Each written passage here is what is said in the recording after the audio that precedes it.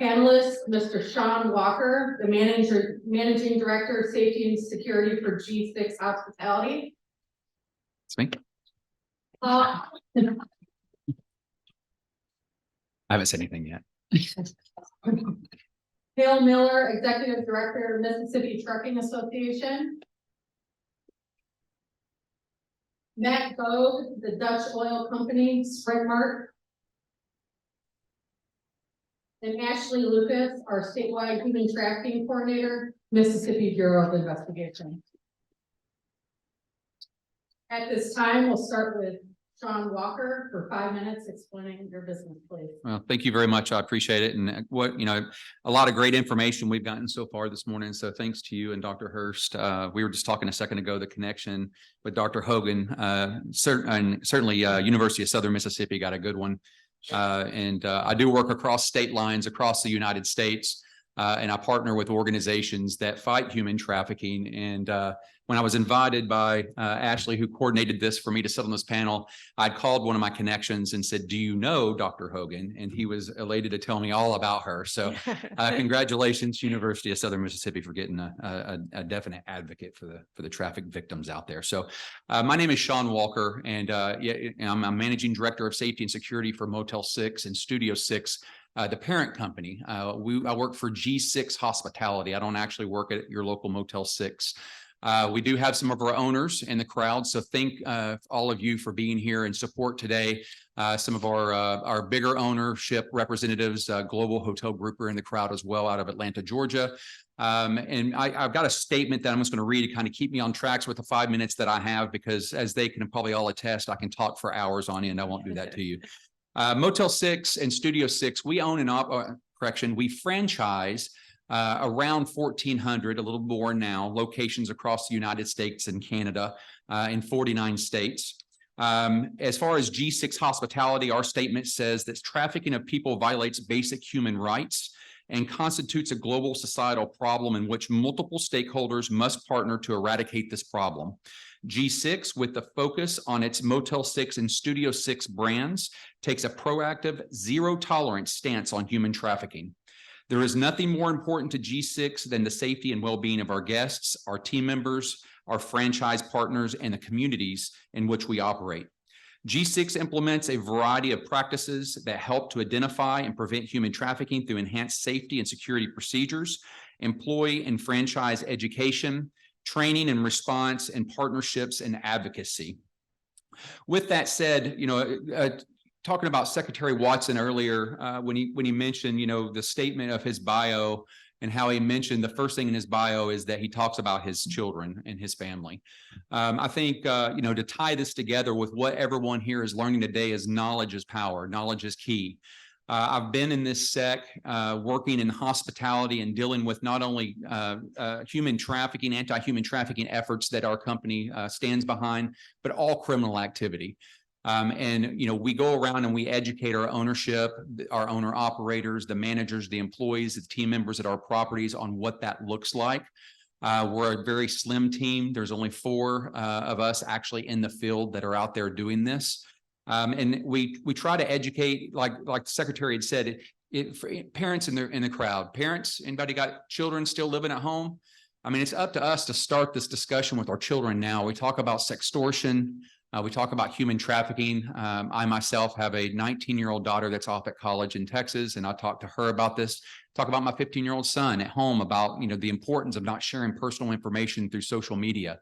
But it's up to us as parents, and then as business owners and advocates that are in the room when we go back and we're working with the companies that we work for. It's on us. We have the onus to go back and spread that word. Last year, to give you some stats about G6 Hospitality and our owners specifically and the efforts that they do, it's not me. I am not sitting here as an expert by any mean. I got thrown into this realm 5 years ago, and I've learned a ton through experts such as Dr. Hogan and the different organizations that we work with. Just in last year, 2022, we coordinated many demand operations. I love to hear the victim-centric word. G6 Hospitality stands behind being victim-centric. We will not ever support an operation at one of the properties anywhere in the United States if they're arresting victims. We understand that certainly they're there against their will through threat or coercion. We want to make sure that's not the case. We implemented and aided in 27 total arrests through those operations, and even assisted in several operations victim rescues, including minor rescues across the United States. That is all at the local, state, and federal level. We work with organizations such as AATN, which is the Arizona Anti-Trafficking Network, which is where certainly I know Dr. Hogan, the International Association of Human Trafficking Investigators, A21, which runs the It's a Penalty campaign lead up to the Super Bowl. Many of you probably seen these commercials if you travel through airports and on American Airlines where they air those commercials. And also the National Center for Missing Exploited Children.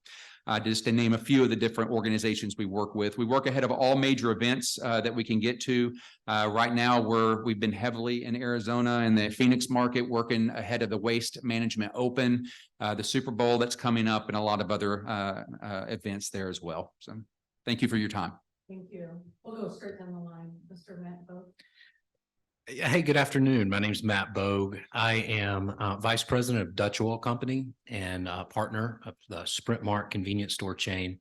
We have about 102 convenience stores, mostly in the state of Mississippi. We do branch into Alabama and Louisiana as well. If you travel through Mississippi, which I assume most of you do or have, then you have probably seen or come across one of our locations. Hopefully you've stopped at one of our locations. If you have, thank you. If you stopped and got a sausage, egg, and cheese biscuit this morning, or if you got a cup of coffee, or if you put some fuel in your car to travel down the interstate to get here this morning, then our industry appreciates your patronage. And we have people throughout the state and throughout the country in our industry who work very hard really to sell you those products. And that's why I feel very humbled to be here today, really because in my career and in my day-to-day, I work hard to try to figure out how we can sell more chicken and sell more coffee and sell more fuel. It wasn't until recently, back in 2019, that this topic of human trafficking really came on my radar. And I was sitting in a seminar at an industry event, and a lady named Nita Bellis, who has an organization called In Our Backyard, was sharing about her book, where she had several stories, real stories of human trafficking victims. I've got a 10-year-old daughter, an 11-year-old son, and a 7-year-old son. And it just resonated like it never had before. It was something that I had, heard about in passing and had thought about briefly, but it's an uncomfortable thing to think about. And so it really became real a few years ago. Our mission and our focus on how we do business didn't change overnight because we all of a sudden were inspired about the cause of human trafficking. However, that's what it takes. That's the spark sometimes that ignites something special and something to change. And so what we've done as an organization is we've basically decided that we're going to do two things. We're going to make sure that we go to great lengths to educate our people. Every one of we call them team leaders. They're our store managers. Every one of our team leaders goes through an extensive education program where they learn about what we've just talked about.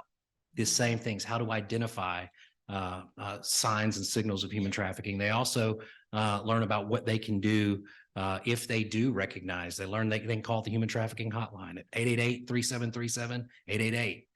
Very simple ways for them to respond and things for them to actually take action. We also try to create a way for victims to actually see a call to action, if you will, for victims who come into our stores. With 102 stores, we see over 3 million customers every month. And with 3 million customers, you can almost guarantee that someone in that group is a victim of human trafficking or a trafficker going in through our stores. I brought some copies, but we put these little freedom stickers, what we call freedom stickers. These come from In Our Backyard. or convenience stores against trafficking. We put these on the mirrors and in the stalls of all the restrooms. And there's simply a call to action for those who are being trafficked.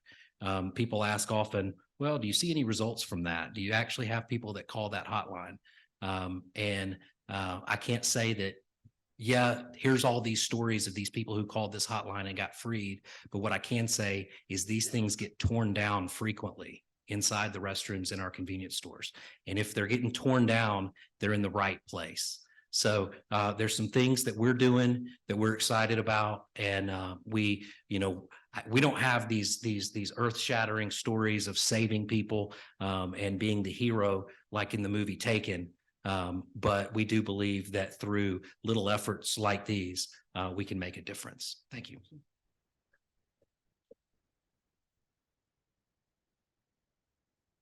I'm Hal Miller. I'm president of the Mississippi Trucking Association, and we're an association that obviously represents trucking in Mississippi. We've got about 350 members in our association now, and we do everything from regulatory intervention to legislative work to educational opportunities with our members. And doing auditing. We also provide insurance. We've got two different insurance companies within our association. Something we're very proud of is we also have a foundation. And through that foundation, the primary purpose originally was for education. And we've awarded over 400 scholarships to college students, community college and college students that have ties back to the transportation industry. We have gotten into the human trafficking kind of just being exposed to an organization called Truckers Against Trafficking about 10 years ago. And if you know anything about truckers, they are salt of the earth, hardworking people who very quietly are heroic. You think back after 9/11, the federal government actually created a program for truck drivers to help spot any additional terroristic threats, because they knew the truck drivers, once they felt that to be their patriotic duty, they did it. You think about natural disasters, you think about hurricanes, you think about any other kind of natural disaster. Once the first responders have gone in to do the necessary work, the very next group you see go in are the truck drivers. The truck drivers are going in oftentimes without concern about their risk and more concerned about bringing relief to those people that need it. You think about during COVID, while the rest of us were secure in our homes, looking out the window, wondering, what was going to get us next, the drivers were out there. They never stopped. They kept going, irregardless of the danger they faced. They knew that the American public needed that support, so they did it. So it only makes sense when Truckers Against Trafficking decided to form their organization. They focused on the truckers, and they realized those were some of the best eyes out there to spot human trafficking. And they started about 12 years ago.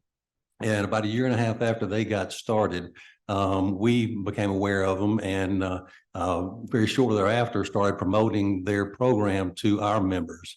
At that time, I was still in the trucking industry with a trucking company, and we started training all of our drivers when they came on board, and then all of our drivers that were already on board. And through that effort, we trained in our organization about 500 and something drivers in the human trafficking, how to spot it and what to do when you do see it. That kind of blossomed into a relationship. I came over and started running the association about 9 years ago, and our relationship with Truckers Against Trafficking really blossomed just through all the different services they offer.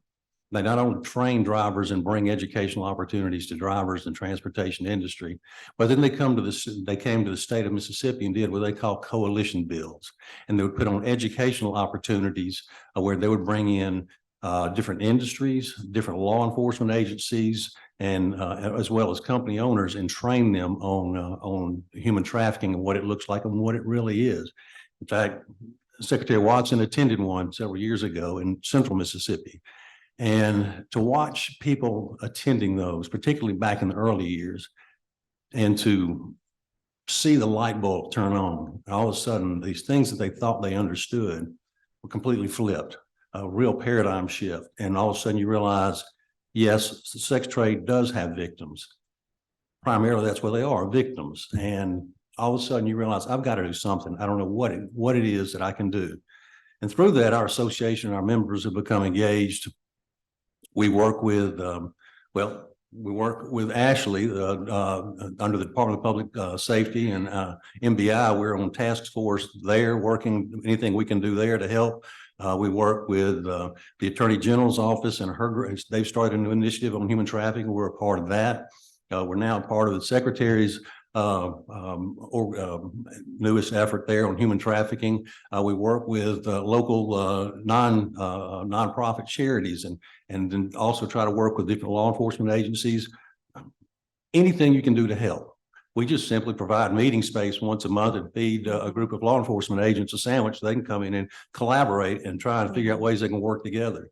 So through all of that, we're just very proud to be whatever way we can to be a help to fighting against human trafficking, because y'all all know the more you learn about it, the more you're inspired to do whatever you can. Hi, my name is Ashley Lucas. I'm with the Mississippi Bureau of Investigation. I'm the statewide human trafficking coordinator. And a lot of people ask me, well, how can you do this? And you look around this room and you see all of these partners and all of this collaboration going on and all of this hard work. This is a calling, and that's why I'm here. Mississippi Bureau of Investigation, like Guy said, he's our supervisory agent in charge, started back in 2019. We created this unit, we wrote a grant, and we actually secured 3 more investigators, and we positioned them in southern, central, and northern Mississippi.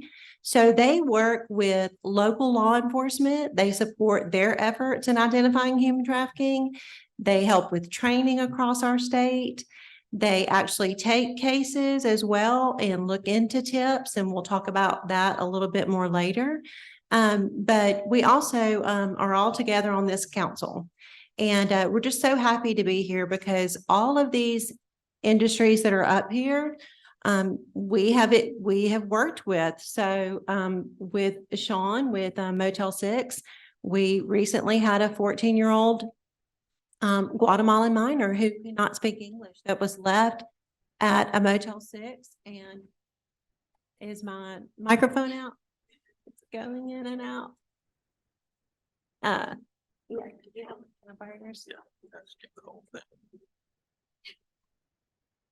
Okay. Yeah, there we go. So Motel 6, where we had a Guatemalan minor that we recovered there and got her into foster care and got her services. The Motel 6 also works with some law enforcement friends of ours. And so we're looking forward to furthering that relationship. With the convenience stores on December 26th, I got a phone call at 9 o'clock at night and actually had COVID, and I was in the bed and I got that call, and there was an immediate extraction request. There was a girl in a convenience store bathroom in Mississippi that was texting the national hotline that her pimp was in the parking lot and she needed immediate extraction. And so Guy Collins, I reached out to him, and he got the law enforcement officer that was local there to respond. And we had her in about 10 or 15 minutes.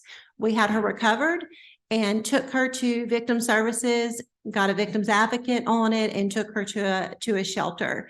And so, and then with Hal, he has been fantastic. He's on our outreach and awareness committee. I don't think he's ever missed a meeting. And he actually supports those coalition builds. He's helped us train law enforcement across the state. We did 3 last year together and collaborate. I love to collaborate with people. If you're in that industry, Paula's here, Shalata.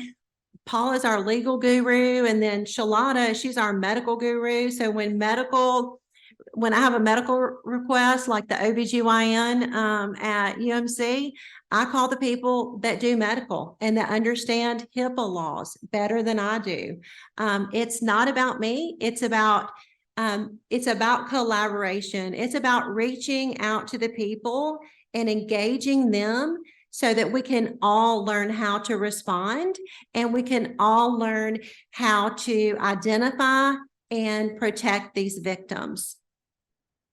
Thank you all. As you can all tell, this is a wealth of knowledge on our stage today. So I hope that you're all thinking of some valuable and insightful questions as we continue to move forward. We'll now get into our panel discussion. In the sense, Sean, thank you so much for what you're doing in the hotel industry to combat human trafficking. This question is for you. With internal guests, customer data privacy policies, it can sometimes make providing needed information to law enforcement a slow process. Can you explain how having made navigating these policies easier for your law enforcement partners? Sure. I think a lot of that comes down to the education, and thank you for the accolades. It's not me, but it's the owners that are out there operating our properties, the ones that are on property that are the eyes and ears of the programs that we teach. So all credit goes to them. I'm just a head out here talking and doing the networking. So, but networking is certainly what it's all about. You talk about what makes it easier. A lot of the people in the crowd probably don't know this, but G6 Hospitality is under a consent decree. You can go on Google. It's no secret. You can look it up. It happened back in 2018. We got in a little bit of trouble where we're sharing a little bit too much information with our law enforcement partners. The Washington State Attorney General jumped on board as well. We also have a consent decree out of that state. But as an organization, we cannot provide openly guest information. And I'm sure most organizations have this policy without a judicially enforceable subpoena or warrant. So how does that make that difficult for the standard, human trafficking detective that comes in looking for information on a local property? They're told no, because our owner operators don't necessarily understand the full scope of why they're telling them no. They just know that if they violate that policy, they take the risk of losing their sign out front and all the great things that come along with being an owner operator for Motel 6. So they do it. They say no, and they don't give any hindsight or anything of the reason why they're doing that. So that's where our department comes in. We attend many conferences across the United States, events like this. I network crazy with law enforcement and DAs across the United States and just spread the word about why we have to be so cautious about sharing that information. None of you who stay at a hotel or motel want them to share your information. I know I don't want my information shared there either. So we have to protect that, but there's a good way and a bad way to do that. And with our law enforcement partners, really the avenue is for them to reach directly to me or one of my associates in my department, where we can narrow the scope of what they're looking for to make it easier for them to obtain that subpoena. If it's exigent circumstances or an emergency circumstance, we're always going to comply. We would never say no. If someone's life at risk, we're going to give them the information necessary right then and there. But there are steps that our organization has to take in order to protect our guest privacy. And I'm sure most organizations are out there. We all hear about data breaches and credit card information and that kind of stuff. And when those things happen, that's a huge liability to organizations. But we want to do the right thing. We will make sure that we're helping victims in the moment. So when law enforcement calls myself or one of my associates and they're asking for that information, at my fingertips, on my phone, on my laptop, I have enterprise information across the entire United States and Canada, where I can steer them in the right direction without violating that privacy policy. Thank you for that knowledge. Matt, this question is for you. Can you explain why convenience stores and travel centers are such an important battleground in the fight against human trafficking? Sure. I mentioned briefly earlier how many people frequent convenience stores and travel centers. It's simply easy for people to blend in when there's a lot of people around, when there's traffic coming in and off a lot throughout the day. People are on a lot for 5 minutes and then they're gone. It's easy for traffickers to simply get into the flow, the movement that happens on a convenience store or a travel center lot, and almost become invisible just because there's so much activity happening. And so for that reason alone, it's an appealing place for trafficking to occur. At the same time, many convenience stores and travel centers are located on interstate corridors, very high traffic areas, places where it's easy to move anything, goods and services or people. It's easy to meet up. I'm sure just about everyone in the room at some point in your life has met up with somebody in a convenience store parking lot to exchange something you bought on Craigslist or Facebook Marketplace or whatever it is. Just meet up with somebody and, hey, we're gonna meet up here and we're gonna drop off exchange. You know, I've got my son's going with this guy, and it's just a common place for people to meet up. And unfortunately, it can also be a place that people meet up to conduct this type of business. Another thing is we always have public restrooms available.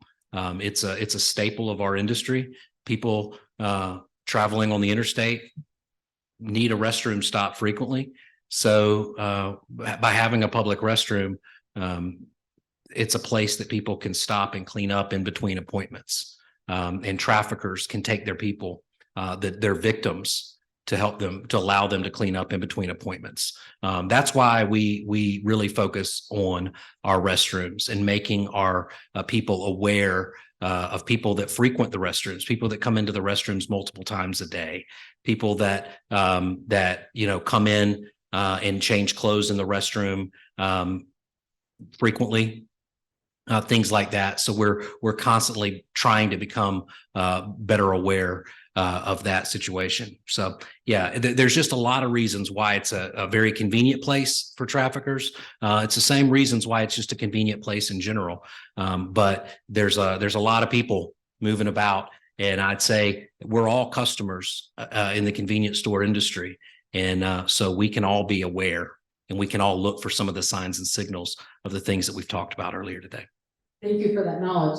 I don't know about you, but I at least have to go to the bathroom once on my way to Jackson. So I do recognize that we do often use convenience stores as a public bathroom. But as concerned citizens, as we all are here today, how can we help if we see something happening at a convenience store location? What's the best way to give that information to stores? Yeah, that's a great question as well.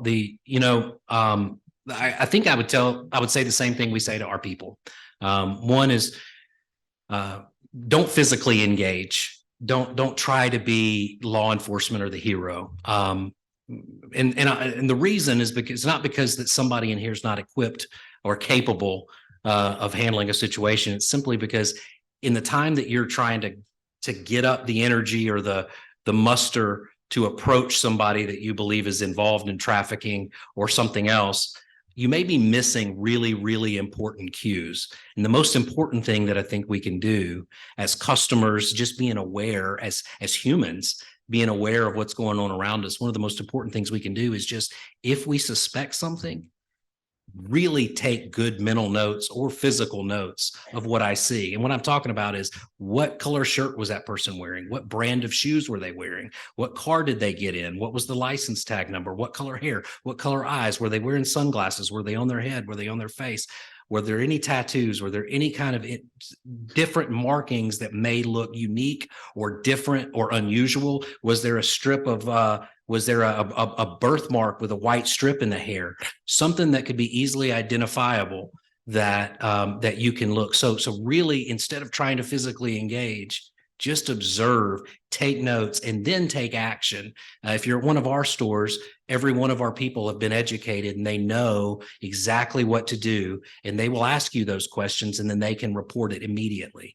If you're not at one of our stores, or if the people at the store don't know what to do, I'd encourage you to call either the National Human Trafficking Hotline. You can call 888-3737-888. And you can talk to someone right then and there. You can also call local law enforcement. I'm sure Ashley will have a list of people that you could call in order to report it. But the first thing and the most important thing that I think you can do is to make really good notes of what you see. And if that radar goes up, then it's probably for good reason. And I'll say this too: we kind of live in a society where we're sometimes we're scared that, yeah, maybe I'm just a little bit like, it really probably isn't what it is, what I think it is. So I'll just kind of sit back and let it, because I don't want to accuse somebody of something they're not doing. That's okay. There's pros on the other end of that phone line who are trained at understanding what is real and what is not, and what they need to pursue and what they don't. And they're going to know what to look into and what not to look into. So just, if you have that little radar, listen to it. and start jotting down those defining characteristics. Thank you for that knowledge. Mr. Miller, on state and national levels, what are some efforts being made by trucker associations to combat human trafficking? Okay, well, and as I mentioned earlier, the Truckers Against Trafficking organization has been a huge boon to our industry as far as getting us equipped and ready for this battle. I couldn't imagine trying to invent this wheel and then every state trying to invent their own wheel, whereas now you've got an organization that has come up with an amazing process of training, and they're constantly tweaking it and improving it, but it is so easy to get your hands on. So to be a part of that organization is great for that reason, but it's also great in so much as that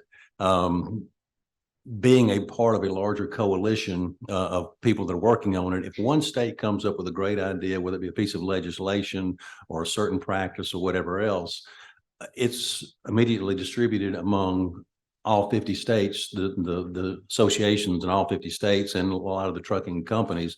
And then in turn, I know Ashley has been able to take a lot of that information and apply it in different efforts here in the state of Mississippi, or get ideas from it anyway. So being connected with a national group like that is really, really helpful. Now on the state level, again, using the Truckers Against Trafficking format, we've trained over 10,000 employees of the transportation industry in the state of Mississippi that I'm aware of. I'm confident a lot more have been trained, but that's just the records we've got right now. Over 10,000 people have been trained on the basics of what is human trafficking, what does it look like, and what do you do when you see it. Having that in place is just so very helpful and makes it so easy, to train your employees. 20 minutes and the person is trained.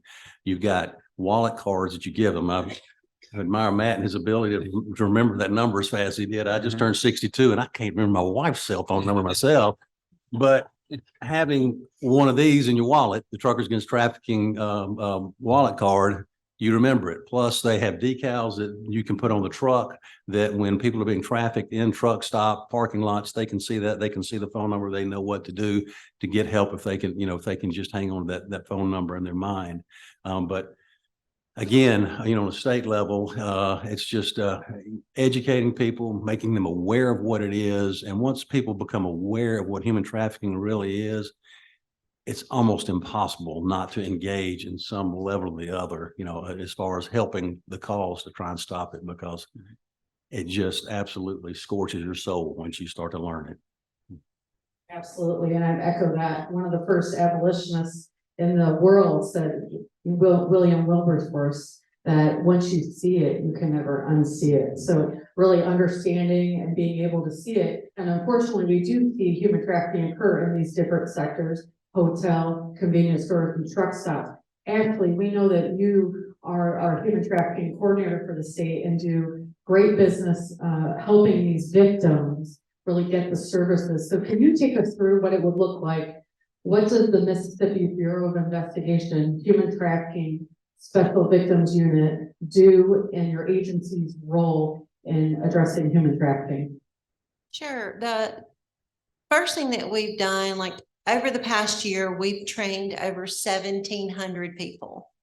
That is everywhere from law enforcement to community members to educators, students, faith-based. Like I told you, Hal brought in the Truckers Against Trafficking. He's sponsored a lot of stuff for us so these people can actually eat, because the state doesn't pay real well for food.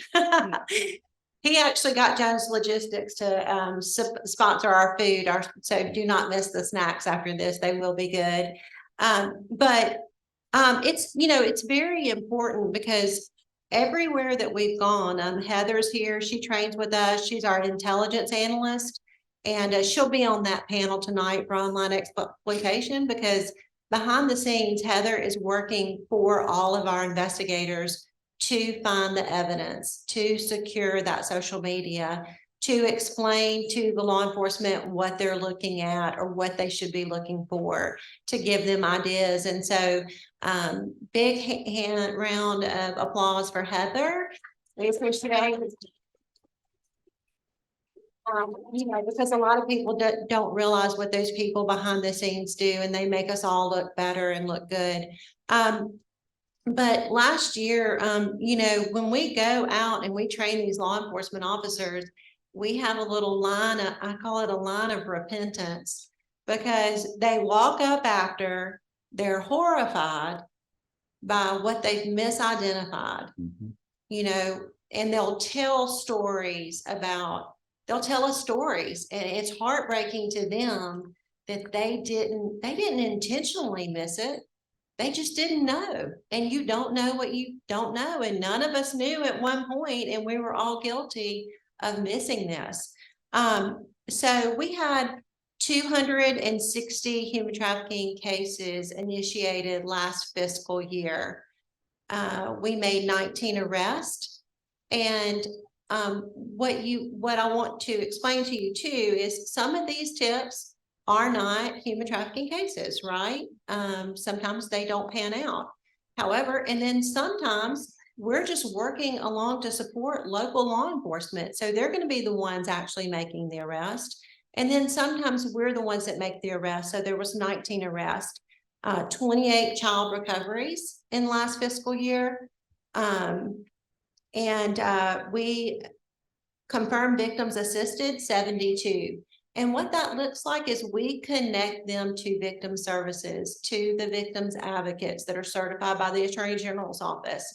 And or we get the victims advocates in that jurisdiction, and we work with them. We work with the children's advocacy centers on those forensic interviews. So we're making sure that that child is not being re-traumatized, being interviewed over and over and over again. For the victims, the heavy lift is coming from our victim service agencies. These victims have complex trauma, usually a long history of sexual abuse, physical abuse, maybe drug addiction. They need mental health. They need their physical health needs. And so the victim service agencies are the ones that really step in. And then I would be remiss to not mention Helen Brown, who's looking down right now. She is relentless. And she has No More Tears Foundation. It's a nonprofit, but she calls us all the time. She's that community advocate. She works for the sheriff's office, but on the side, she has this nonprofit, and she calls and gives us a lot of these tips. And what's great is law enforcement has made a relationship. So when they don't know what to do, they call Helen. They called Helen about that Guatemalan minor at that Motel 6, and they said, what do we do? And she called us, and we got the ball rolling, and that child got the services that they needed. We partner with our prosecutors. What do you need from us? How can we support you? We have a prosecutor here who is prosecuting human trafficking cases. Is there any intelligence or any more evidence? Is there anything that we can support you with? So we just we do a lot. Thank you. At this time, we are now going to open it up to questions from the audience. I do want to say this. I please want to leave these not for comments, but for questions for our panelists. Let's make sure that we ask, between the hotel industry, convenience store, truckers, and investigation unit, please keep it to those questions and not comments. Thank you so much.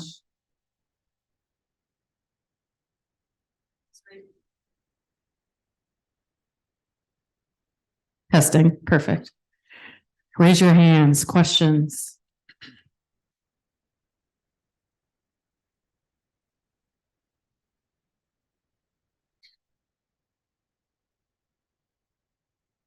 While she's making that long stepping stride, looking that she works out at Orange Theory, I'll start with you. I actually have a question. I want to make this connection between when we talk about the convenience stores and the hotels. A lot of us frequent hotels. Who in here likes to travel? What are we going to do as concerned citizens if we see a situation that looks like trafficking? So we learned about what to do at convenience store. What can we do at a hotel?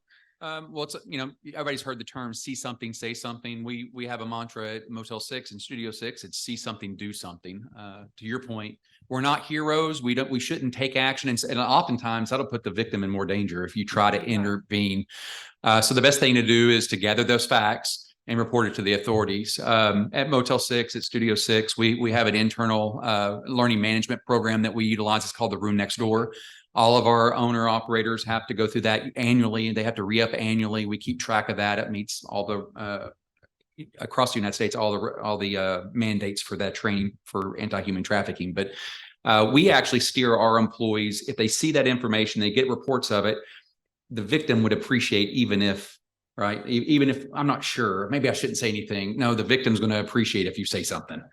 I hear rescues all the time where people just are courageous and just do the right thing by picking the phone up and calling 911.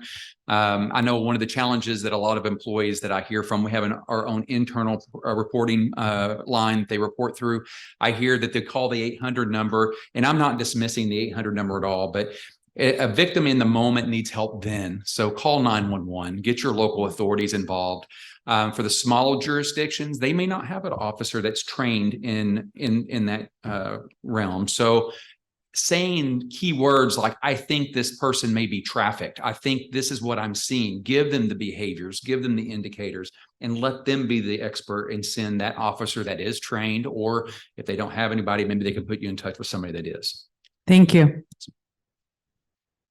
Thank you very much. I'm not real good at putting things so eloquently as y'all all are. But, and we thank you very much for the focus that y'all have done on the sex trafficking, especially for the minors. And I wanted to take a minute on the, thing that Ms. Hurst brought up about, like the nail salons and the, labor workers and things like that. Because I know as convenience store, small business owner ourselves, that we have people come in sometimes and we're like, okay, we know that they could possibly be legal aliens in our country working under a true visa. But then how do we help in situations where they may be trafficked, not sexually, of course, but for labor? And also where the homeless, Ms. Lucas, I wanted you to see if you could address that a little bit more, where the homeless fits into this being taken advantage of. Sure. So for labor trafficking, that's actually a new initiative of ours on the Mississippi Human Trafficking Council. So the grant that we received in 2019, and then we received the second phase of that grant in 2022, a requirement of that is to be a part of a multidisciplinary task force and have a multidisciplinary task force. And so what we created was the Mississippi Human Trafficking Council as a result of that grant.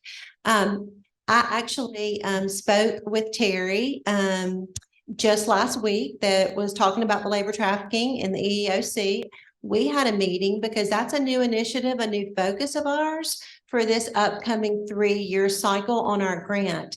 So at the Mississippi State Department of Health and the Office Against Interpersonal Violence, they are our collaborative partner on that grant.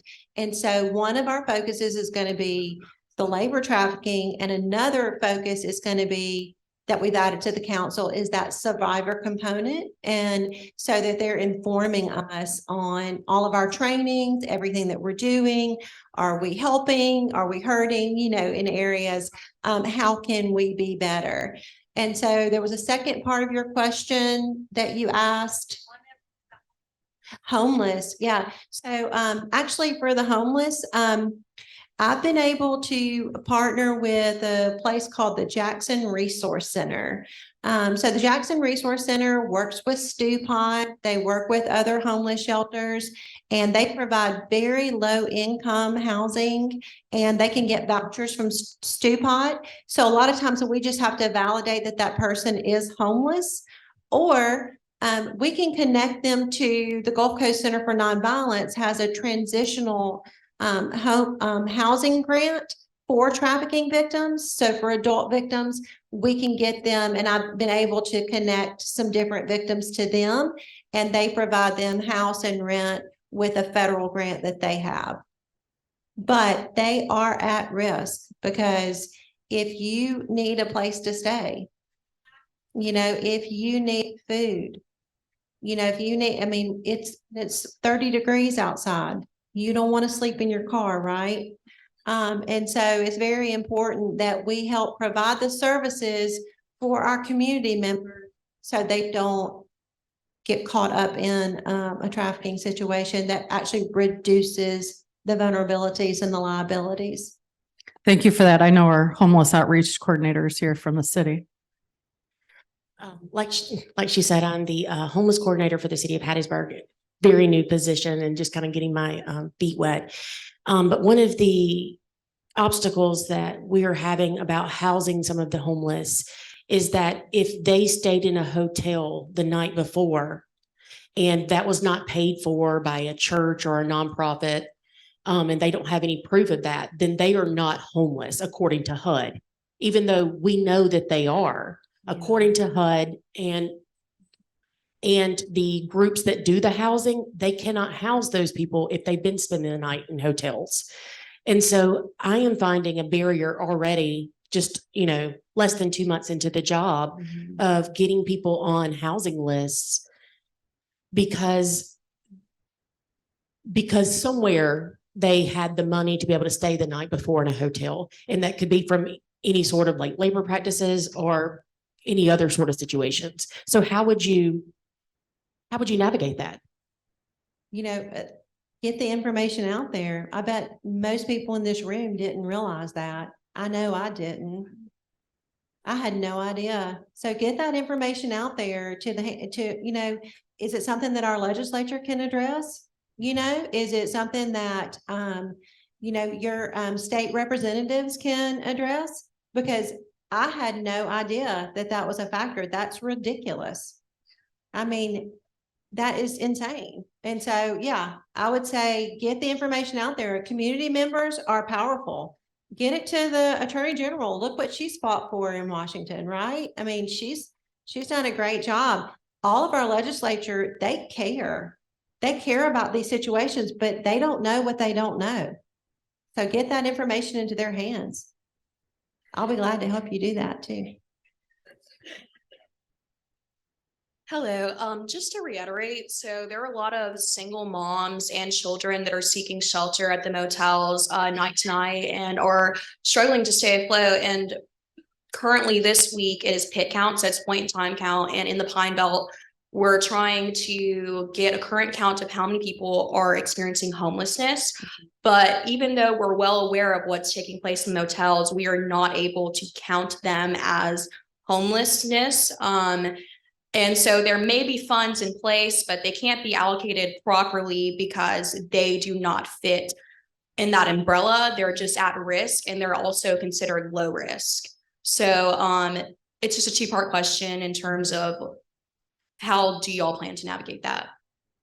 Well, we are the human trafficking unit, so we don't really work on that line. But as far as the Human Trafficking Council goes, I mean, I think that's something that we put on the table and that we all begin discussing. How can that be addressed? Because that's certainly a vulnerability of trafficking, I'm sorry, did you?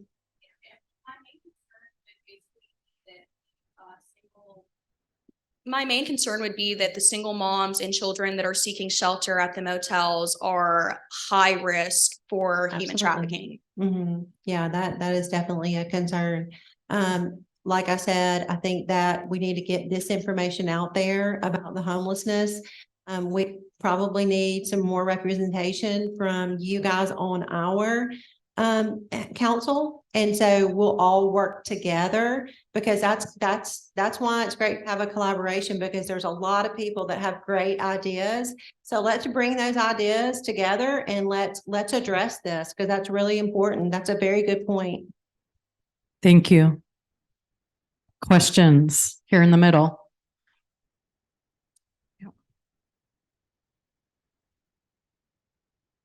Okay, Dr. Hogan, I know that you say not to make a comment, but I just want to respond to that.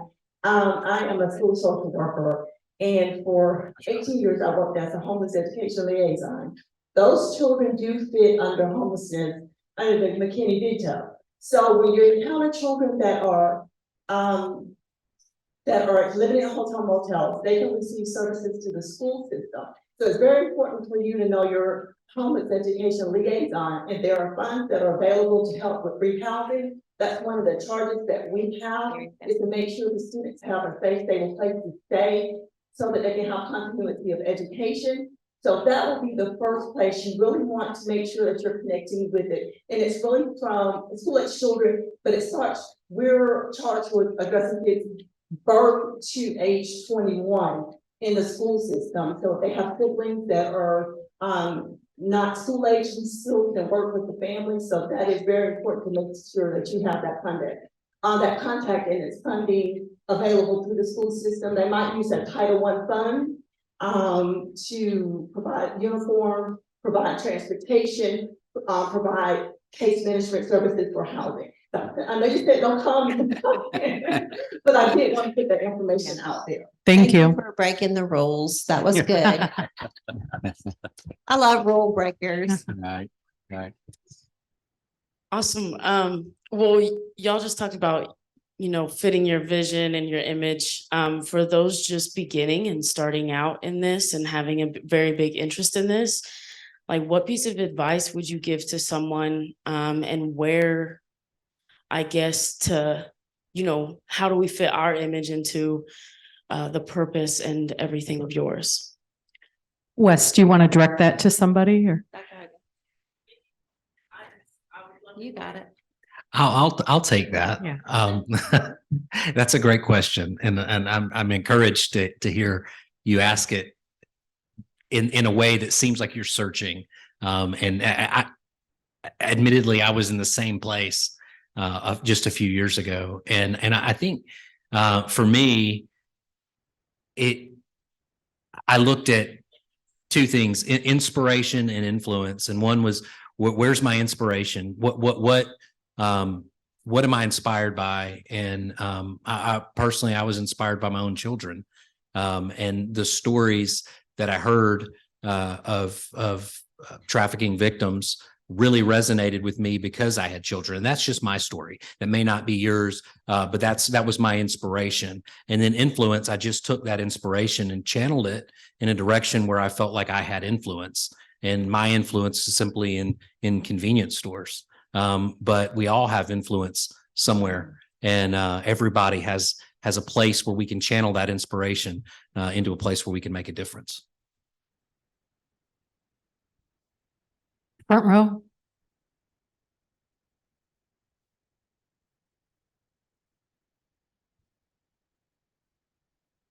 Hello, my name is Mavis A. Career. I'm with R3SM, and so my day job is I build houses for a living and rebuild a community. But from doing the homeless outreach, which I'm thankful that she is here. I'm a part of the Homeless Coalition here, and it's about 30 different organizations that work in the community. And so what she said is true as far as the resources and the barriers.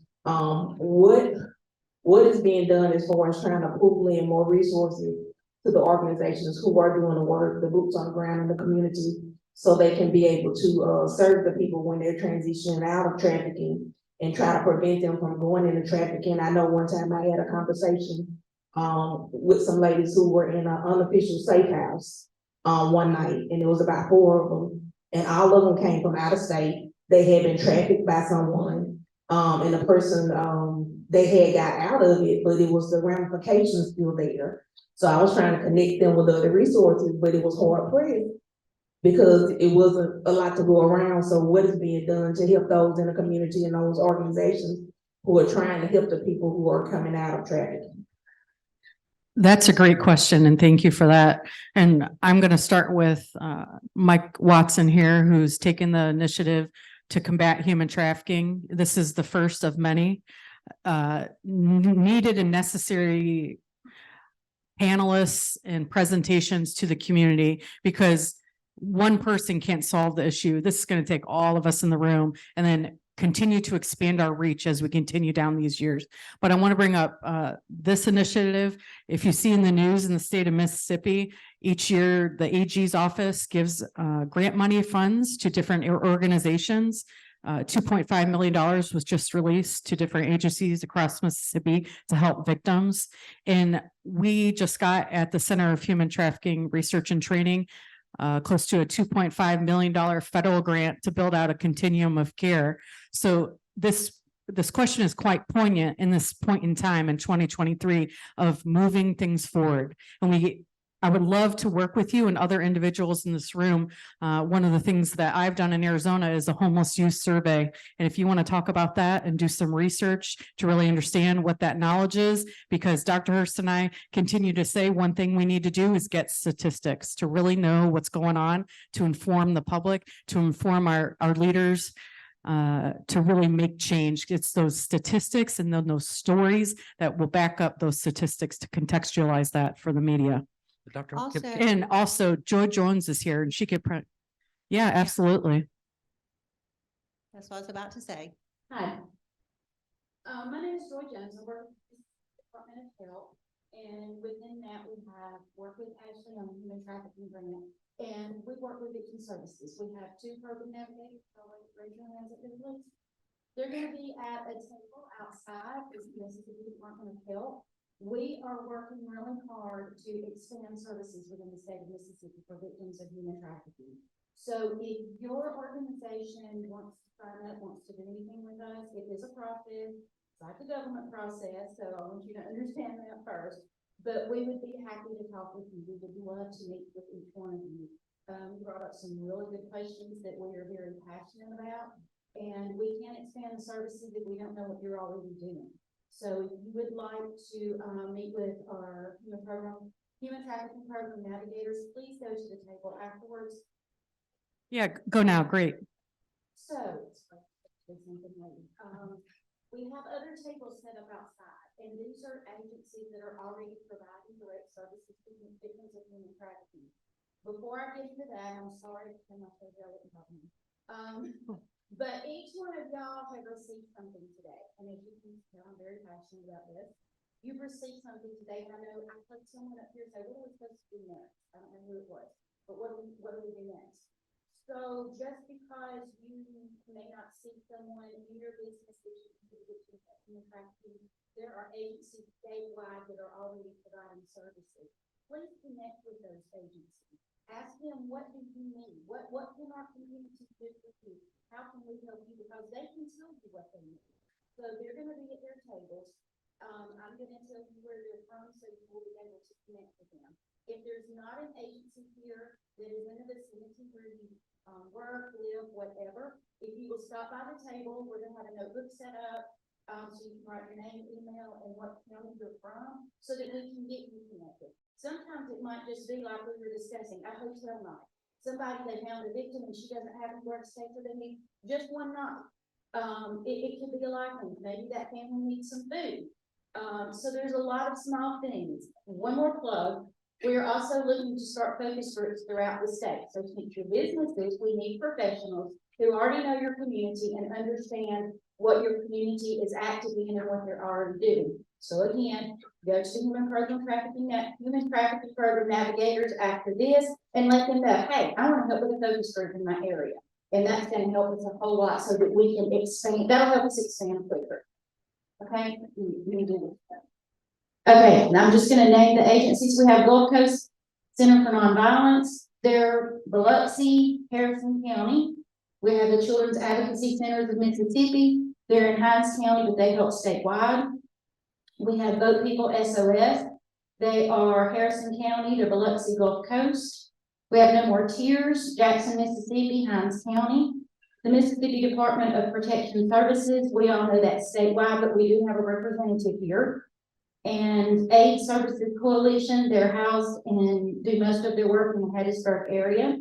We have Kids Hub, who is also in the Hattiesburg area. So that was all for me. Thank you. I appreciate that. Yeah, thank you. Let's turn back to our panel discussion. We have about 5 minutes panel. We'll take 2 more questions right here in the middle. Hi, thank you all for being here. Caitlin Woods, Homeland Security Investigations. I have a question for the private sector partners. What are you doing to challenge other private sectors like yourself to get involved in this? That's a great question. Being here today, things like this are a great way to do that. I think that, you know, we talk about the different agencies that are doing such great work. But the reality is that no single agency is ever going to be funded and equipped to eradicate this terrible scourge alone. And so private sector is going to have to come alongside of them. And we're going to have to take part in that. And, you know, we can each do our part. I talked about influence. You know, where can I individually in my firm, my company, where's my influence? Where can I take action and do my own part in this, in helping to eradicate this problem? We, as far as trying to draw additional companies and other industries into the fight, we again supporting Truckers Against Trafficking. They're now reaching across the aisle, if you will, and getting other industries and creating similar entities for like the bus industry, the truck stop industry. The Truckers Against Trafficking has now created those to pull those kind of into the fold of other folks combating it. Quite honestly, I use guilt a lot of times with a lot of my members that haven't started yet. So about every 2 years, I'll invite Truckers Against Trafficking to come speak at one of my events. Pointing out to our members that we're actually award winning for multiple organizations for what we're doing fighting against human trafficking. What have you done to help me do that? You know, basically, if nothing else, that first step of guilt so that they learn about it, then my work is done. Because once you learn about human trafficking, people usually engage. Yeah, I could speak for the, oh, I'm sorry. Yeah. I can speak for the lodging industry, not for everyone, but for us. It's a challenge. I utilize social media. Our organization utilizes a lot of social media to put out what we're doing and the influence that we have. Certainly we go to conferences and many times we're looked at as like, where's everybody else? You know, but you can follow the media, you know, the big brands that are out there, the Marriotts, the Choices, they're in the media all the time, including G6 Hospitality. We put a lot of money into the hotel lodging associations. We contribute a lot to the cause of the anti-human trafficking effort. I don't have a whole lot of peers in other organizations that I can reach out to. So a lot of times I reach out to operational partners, you know, Marriott or Hilton or whatever it is. Where Motel 6 is, I mean, I'll sit up here and blow the horn. I mean, we're leading the industry in what we're doing. No other industry has a safety and security team. We are industry leading in what we're doing, and we're proud of it. So we want others to come along. So the more that we talk to our our law enforcement partners, they go and talk to those other agents or those other organizations and say, hey, where's your safety and security guys? And that puts a little pressure on them to kind of step up and fight the cause as well on their side. Thank you for that. Time for one more question. Yes, hi, I am Tracy and I am with Loving Good Eyes. I just moved out here from actually California not too long ago to open up a home here for women rescued out of sex trafficking. And I am registered, you know, with the state of Mississippi, you know, with the Sheriff's Division. I am a 501(c) nonprofit. I've been finding that it's very hard to actually come into a door that seems to be closed constantly. I applied for that $2.58 million grant from the Attorney General's office. And because I choose to go private, because I want to be able to run my home as a Christian home and not have all of these actual strings attached to what I can and can't do in my home, I was denied any funds.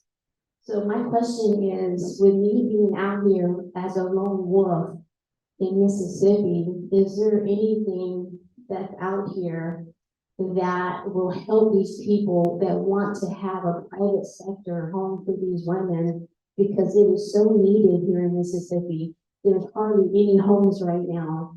And it's so needed and it's breaking my heart because, I want this home open. It needs to be open, but it's like doors are being shut. I have went to churches and I've been told by churches literally, I don't want to go into that direction. And which that broke my heart as well, you know, because these are women out there that are suffering and that need help. I have worked in sex trafficking for over 16 years inside the Philippines and in Africa. I have experience, I have training, but I just can't seem to get the door open, to get the funding, to get the help, to have these women to have a home, to have them have a place where they can call home. Thank you for your message. You particularly are asking about funding in the private sector. Ashley, are you aware of any or anyone on our panel? Well, I mean, with the Office Against Interpersonal Violence, with that funding, they're our partner on the task force. And so they help provide funding for services that are not covered by general means. So like by general insurance or Medicaid. And so I would say reach out to Joy. She's also very schooled and knowledgeable about all of the VOCA, the VAWA funding, the funding that they have for that grant. Reach out to those victim service partners and talk to them and see how you can, before you get started, how you can work alongside what's existing. And then maybe how, I know that Anna at the Attorney General's office was reaching out to people that didn't get the funds and explaining why and like what you could do maybe for next year. I'm not privy to that, so I'm not sure why you didn't get funded. But I think reaching out to Joy afterwards and Crystal and Zavia, maybe they can help because they know those laws and those procedures and the faith-based versus the private sector information better than I do. I know in the private sector, there may be community foundations that have funding available for things like what you're doing. In Northeast Mississippi, I can't speak to your market in particular. Northeast Mississippi, the Create Foundation has a lot of community foundations in counties around Northeast Mississippi that do fund a lot of projects like what you're doing in a small way. But you may be able to look into local community foundations that are funded by the private sector. Thank you so much, panel. Let's give a round of applause.